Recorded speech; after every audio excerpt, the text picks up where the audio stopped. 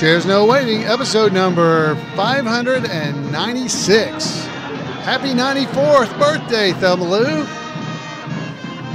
Two Chairs No Waiting is brought to you each week by the folks over at Weaver's Department Store. Drop by over and check out some of the new items they got. So they got some ornaments. They got a kerosene cucumber ornament, a Mayberry patrol car emblem ornament, and of course the Two Chairs No Waiting ornament. They're all wooden and they're all really cool. Go check it out. As long as you're getting a Two Chairs ornament, you might as well get a Floyd's Barbershop comb that says Two Chairs No Waiting as well. Head over to Weaver's Department Store and check it out. Two Chairs No Waiting is also brought to you by donations from listeners just like you. The executive producer of episode number 596 are the folks who attended the Mayberry meetup back in July. So thank you for the support for the podcast, and thank you for being here and just sharing a little bit of time in Mayberry. I got to tell you, getting away to Mayberry has never been any better than it is right now because of all the weird stuff going on around the world. It is nice to go to somewhere where there's a little sanity and control in the world, and that is Mayberry. So it's great to be here with you. We have a whole boatload of folks in our chat room on Monday night as I record this. And so I'm so glad to see everybody being able to visit with one another. I invite you to be able to come there too. You can head over to live.twocairsnowaiting.com any Monday night other than in September of 2020. And we record the live show for this podcast. So you'll be able to join in with the other folks. I think there's 30 some odd people in there right now visiting and having a good time. So that's what Mayberry's all about, is having a good time. And how better of a time can you have than to celebrate somebody's birthday? Yeah, their birthday. Betty Lynn, the actress who played Thelma Lou, the love of Barney's life, will be turning 94 on August 29th, 2020. Wow. Is that not amazing? 94. It just seems like yesterday we were at her 90th birthday, but that was in 2016. Oh my goodness. So there's a lot of episodes that we've done here on the podcast related to Betty and dedicated to Betty in one form or another. But I think probably 394, that episode number was probably one of the last episodes I did that was really dedicated to her. I have really fallen down if that's the case. I've done some other things maybe mentioning her, but I'm not sure that one was really dedicated.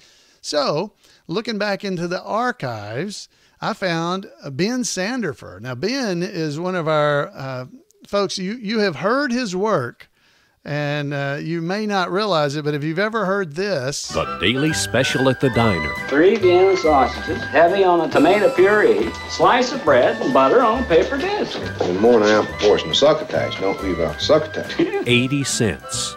Ice cream delivered right to your door. What flavor did you get?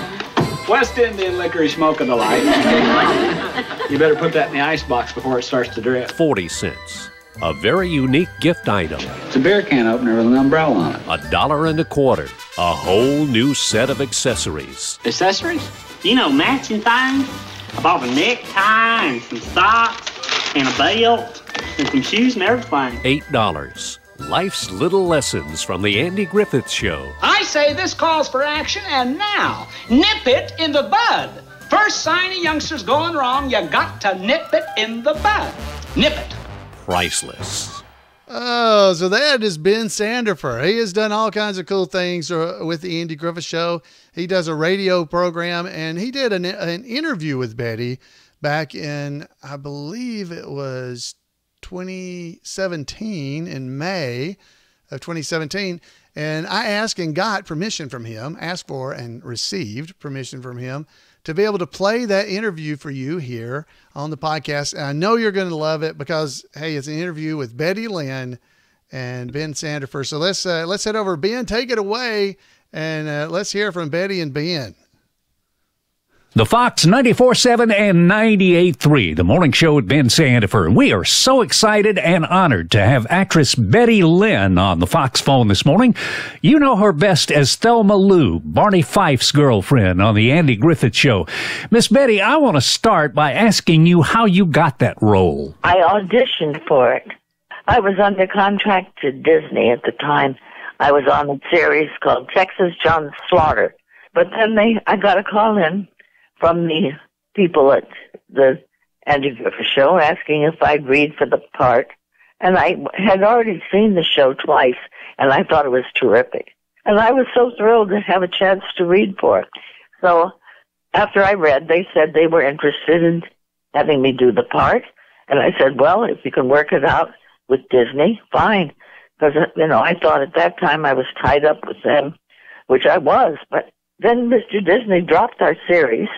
And so I was out in the cold, and so I was free and open, but they never signed me to a contract. They let me do the part, and they would notify me and put a hold on me, which they didn't pay me for. They'd put a 4-day hold on me, which meant I couldn't take a job with anyone else. And I don't believe the Andy Griffith Show has ever been off the air since it first went on in 1960. In your opinion, what is it that's made it last like that? Well, I think it had everything. That show had reality.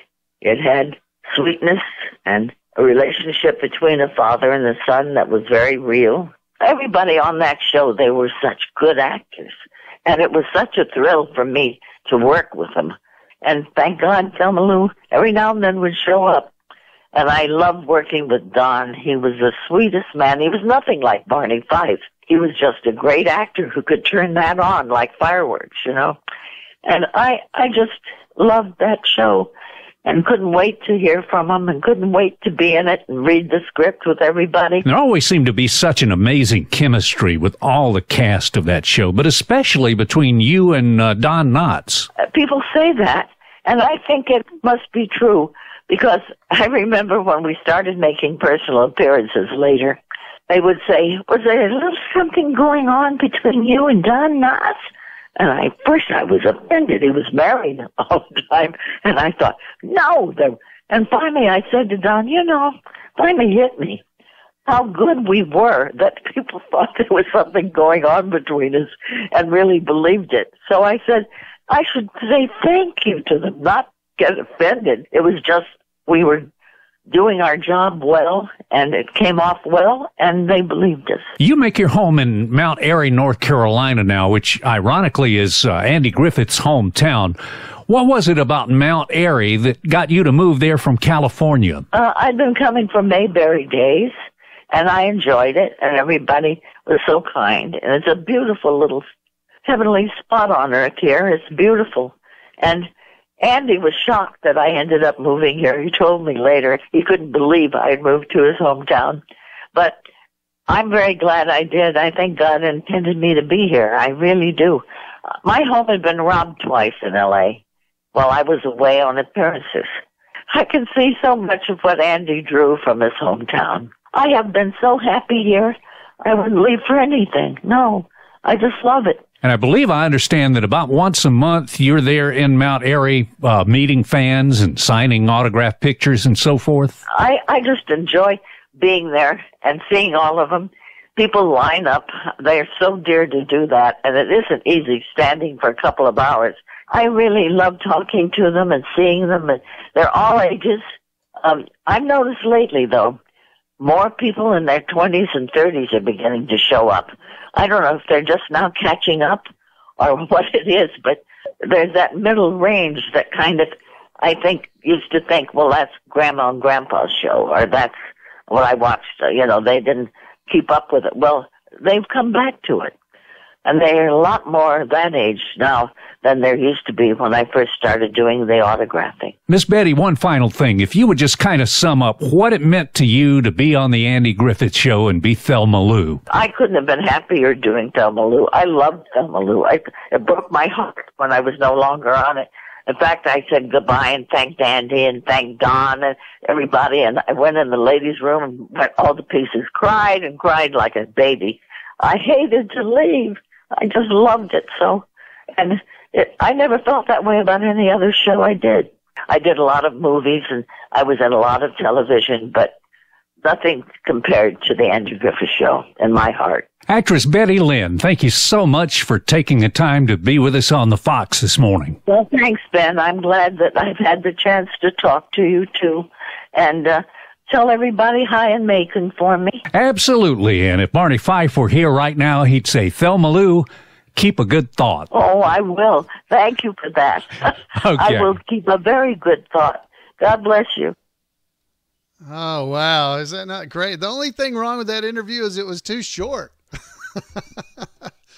Wow, Betty Lynn is one of the sweetest ladies, and I hate to always say that about her because she said sweet. Why am I always sweet? You know, like she wants to be, pretty or whatever. I don't know. But she was extremely. I mean, she was extremely pretty. If you ever see her, she started in 1948 was when she had her first movie. In 1948, and she bought her house in 1950 there in Los Angeles. You know, she had lived in that same house, I believe, until she sold it and moved to Mount Airy. So I can assume that the property value of that house went up a lot from the time she purchased it in 1950 till she sold it and moved to Mount Airy, later. So I'm pretty sure she made a decent profit on that house when she did that. So, but Betty has been so nice to all the Mayberry fans. I know for me, and I've told the story before, that she, I had met her a couple of times, but I always thought they wouldn't remember me, the cast members. And so I was dressed as Floyd, and I was coming out, and I spoke to her. I said, Betty, I'm Alan Newsome. And she goes, I know who you are, Alan. How's Jan and Adam, my wife and son? So from then on, I realized I didn't have to introduce myself every time. Betty has an amazing memory. She remembers people. She enjoys meeting people. And so I know that during this pandemic that we've had in 2020, it's been difficult for her because she enjoys meeting the fans. Ben mentioned that she meets the fans and visits with them and does autographs at the Playhouse once a month. Well, she's been unable to do that really all year. Since March anyway. So I know that she misses that because she really does enjoy getting to meet you and me, the fans of the Andy Griffith Show. It means a lot to her that people remember her and show up to get autographs. And I love her so much.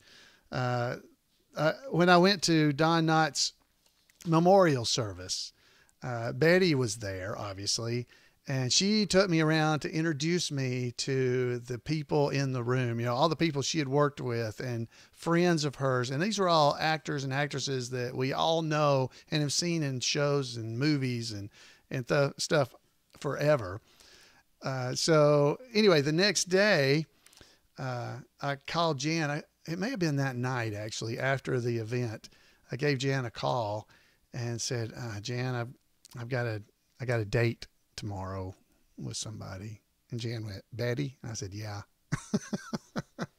So I got to go out to lunch with Betty Lynn, and we went to, I got to go pick her up at her house.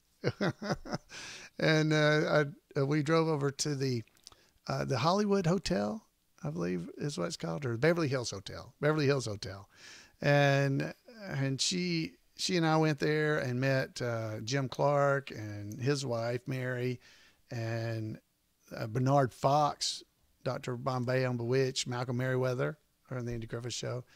And let's see, who else was there? David Morris, that's Howard Morris, Ernest T. Bass, that was his son. And I can't remember who else was there, but we went out to eat. I'm sure David Browning and his wife, Patty, were there with us as well. I just can't remember. But what a great time it was, because, the main things, I got to go and pick Thelma Lou up at her house. That was awesome. So anyway, Betty is a wonderful, wonderful person. Happy birthday, Betty Lynn, 94 years young. And man, we're just looking forward to when we can come back, visit with you, get an autograph, and have fun. Just loving on you and thanking you for all you've done to make Mayberry such a special place. Well, folks, we have coming up next from our roving reporter, Randy Turner, this week in Mayberry History. Welcome to This Week in Mayberry History, a report by special correspondent Randy Turner of the Gomer and Cooper Pyle Comic Book Literary Guild of the Mayberry Historical Society. As we discussed last week, Alberta Nelson only acted in film and television for less than a decade. From 1963 through 1968, she appeared in 9 of the Beach Party movies, including as the only actor to appear in all 7 of the more traditional films of the series that actually took place at the beach. In between the quick shooting schedule of the Beach Party movies, Alberta appeared 4 times in the primetime soap opera Peyton Place, in a small role as a nurse in 1964 and 1965. She also appeared in a 1965 episode of The Dick Van Dyke Show, playing Richie's schoolteacher. The following year, Alberta first appeared in The Andy Griffith Show, though not as the character she was best known for in the series. Instead, she appeared in what is many fans' least favorite episode, The Return of Barney Fife. There are certainly good things to say about the episode. It marked the first return of Don Knotts as Barney since he left the show after the 5th season, and his performance earned him his 4th Emmy Award. But the storyline of Barney being crushed to learn Thelma Lou had married went against the utopian nature of life in Mayberry. To make matters worse, the writers tried to shoehorn in a plot element to make it all better. In the episode, Barney learns that the attractive Nettie Albright had always liked Barney in high school, and the character served to remind him life would go on even without Thelma Lou. Alberta, of course, played Nettie, a girl-next-door character far removed from her Beach Party roles as a leather-clad biker chick, albeit a comedic version of one. Alberta returned to Mayberry 7 episodes later in the recurring role for which she is best remembered in television. She played Flora, a new waitress at the diner who did not realize the real reason Goober was eating so many meals, once commenting he was having his 3rd meal there and it wasn't even noon. When Andy once joined Goober for lunch, Flora immediately had a strong attraction to Andy, but she eventually returned Goober's affections and became his girlfriend for a period of time. 4 episodes later, Alberta again played Flora in Goober's Replacement. When Flora filled in at Wally's so Goober could take a vacation, Wally was pleasantly surprised that not only did business not go down, it increased, since so many men in town enjoyed having a pretty girl wait on them. Andy's solution of convincing Flora that being successful in business would mean not being able to have a normal life as a woman is one of those instances where the era in which the show was produced doesn't stand the test of time, and so seems inappropriate by today's standards. Flora wasn't seen during season 7, but Alberta appeared in a couple more Peyton Place episodes during this time in small parts. She then returned near the end of the series in season 8 in the episode Emmett's Anniversary. When Flora takes Emmett to Mount Pilot to see if Bernie, the furrier, can help him get a mink for his wife for their anniversary, Martha spots them and thinks Emmett might be having an affair. Bernie was played by Ronnie Shell of Gomer Pyle USMC fame. After the Andy Griffith Show ended, Alberta continued to play small roles in 6 more Peyton Place episodes as different characters, then returned to the Mayberry universe one final time near the end of the 1st season of the spin-off Mayberry RFD. In the March 1969 episode Emmett's Retirement, Alberta played a waitress, though she was not referred to as Flora. Alberta's appearance in this episode was her last appearance on television, just 8 years after she had made her debut. Alberta's career did continue for 1 additional year with a starring role in the 1970 movie The Wild Scene, though she likely had finished her filming in 1969 since the movie was released in March. The R-rated film billed itself as a youth-defiant movie in the vein of Easy Rider, but was actually fairly tame. Alberta played psychiatrist Dr. Virginia Grant, who served as the narrator when telling cases she had been involved in, which were presented as vignettes in the movie. Dr. Grant was also the protagonist in the final vignette of the film. After returning to Erie, Pennsylvania, after retiring from acting, and then marrying a second time, in the early 2000s, Alberta was diagnosed with cancer of both the throat and jaw. After fighting the disease for several years, Alberta passed away in 2006 at the age of 68. Well, that's it for this week. As always, thanks for listening. And remember to take care of yourself, care for one another, and take Andy's advice and act like somebody. Wow, thank you, Randy. It's always amazing to me all the things Randy comes up with. If you want to make sure you don't miss out on any of the Mayberry stuff that he comes up with and finds, send him an email at turnersgrade@gmail.com, turnersgrade@gmail.com, and he'll make sure you don't miss out on any of the Mayberry fun that he is providing to us on the web and in other places. Matter of fact, just today, I received the Andy Griffith Show Ambassadors magazine, the second issue. And the best part about it is it's got information about me in there. So I love it. Yeah. So you had a couple of things in there about Me TV mentioning the podcast and having Floyd on there as a whistler earlier this year. So thank you, Randy. I really do appreciate it. And thanks for putting me in the magazine. I feel all sporty now, like Barney. So during his report, he actually mentioned the return of Barney Fife as being Thelma Lou, or, when Alberta was on that episode. Thelma Lou was on there. Since we're talking about Betty, I should mention that Betty talked to me one time sitting out on a bench at the Hollywood Collector Show, and she started talking about that episode. And she told me that she almost turned down the role of coming back as Thelma Lou because she just couldn't believe that Thelma Lou would do that to Barney. She couldn't believe it. That was just, she didn't believe that Thelma Lou would come back and be married.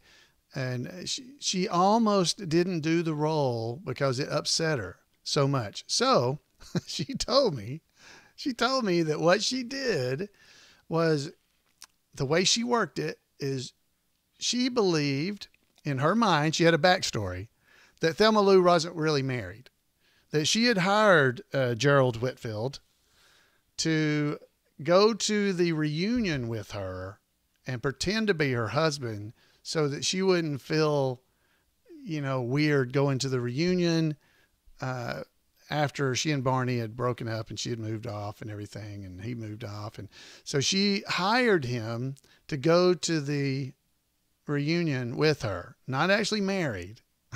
But you've seen shows like that, right? So I'm sure she had seen shows and movies where stuff like that happened. People are going to the reunion, so they're going to pretend to be some fancy executive, kind of like Goober did when he went to the auto show and he was acting like he owned a bunch of chain of vehicles. So evidently, in her mind, the way she played the role for that episode is that she was not really married to Gerald Whitfield, but that they were just there. He was pretending to be her husband so that she wouldn't feel self-conscious being at the Mayberry reunion, the high school reunion. So that's what she told me. And I just think that is so nice of her, that she couldn't believe they did this to Barney, so that was the only way she could actually play the role. And I was like, wow, Betty, that is a great, great story. So, all right, so we've been talking about one of the great ladies of Mayberry, and of course that's Betty Lynn. I want to give you a little update on Maggie Peterson. Maggie Peterson, you may remember, she played Charlene Darling, and she has had some health issues in the last year. And I need to give you this update because it was like, oh my goodness, I can't believe this. She has a GoFundMe campaign going that will help her be able to pay all the bills and stuff she's getting. So If you can help her, it would be great. If you can't, I still want you to hear this and be able to pray for her and think about her and just keep her in your heart. But let me give you this update. So she's been having a lot of trouble with her shoulders and stuff recently. So here's this is an update from her nephew, Ben. It says, "Dear family and friends and fans of Maggie, Charlene, Darlin, Peterson, we want to update you on Maggie's shoulder surgery. On July the 14th, Maggie had surgery on her right shoulder. The surgeon was hopeful that he could repair the rotator tendon so that she would have use of it again and her arm would be usable again. Unfortunately, the tendon could not be repaired. Soon after the surgery, Maggie began new physical therapy with the hope that she could regain strength and movement in her right arm. On July 24th, Maggie fell on her shoulder, creating a hematoma on the incision, which led to an infection on the surgery site. And sadly, the infection went into the shoulder joint. On July the 29th, Maggie had surgery to clean out the shoulder joint with antibiotics, leaving an open wound to allow the shoulder to drain. A culture was taken, they did all kinds of stuff to get the correct antibiotics that could be administered. We're pleased to tell you that after 2 weeks of surgical care and antibiotics, the infection has cleared, and the surgeon was able to begin closing the wound. Her arm is still confined in a sling, and she will not begin physical therapy again for another 10 days. Since Maggie's fall, we've had to provide 24/7 home care for her and her husband, Gus. And thank goodness the doctors and surgical team were able to get the infection under control. As Maggie's shoulders heal, the home care providers are now helping Maggie and Gus during the day. They're taking Maggie to medical appointments and doing all the grocery shopping, house cleaning, meal prep, all those kind of things. We're hopeful that Maggie's condition will continue to improve. However, the doctor has told us that she is months away from being able to use her arm again. Your charitable donations have helped provide the necessary home care for Maggie and Gus, and we are ever so grateful for your support. Maggie appreciates all your love and generosity. Thank you, and please keep Maggie in your thoughts. That's from Ben Eaton, Maggie's nephew. So there will be a link in our show notes that will take you to the GoFundMe page. The easy link that I made for it is go to bit.ly/Maggie Peterson, all one word. That'll take you to her GoFundMe page. If you would like to donate to help her, if you can, that would be great. They have raised so far about $27,000 of the $50,000 they were hoping to raise. So there's been about 375 people have donated. So if that's something that you are capable of doing and feel led to do, please consider doing that. Maggie and Betty are probably two of the biggest ambassadors for us to the Andy Griffith Show. They've been going to Mayberry events and just loving on the fans and signing autographs for years. And wow, these are two great ladies. And I just wanted to honor them both tonight on the podcast. All right, guys, that is what I had for you tonight. Happy birthday again to Betty Lynn. What an amazing lady. And Maggie, you are definitely in our thoughts and prayers, and we are so thankful for both of you. I would love to hear from you. You can give me a call at 888-684-8415 or email me at floyd@imayberry.com. I'd love to hear what you think. Tell me your thoughts and memories of either of these fine ladies, Betty or Maggie. I'd love to hear from that. Just anything to do with Mayberry, I always love to hear it. So be glad to hear your voice. So give a call. Let me know what you're thinking. Folks, remember, in September, we're going to have fewer episodes. So the show's not over, but I'll be gone filming the Mayberry Man, so we'll be a little busy. Until next week, we'll see you right here on Two Chairs.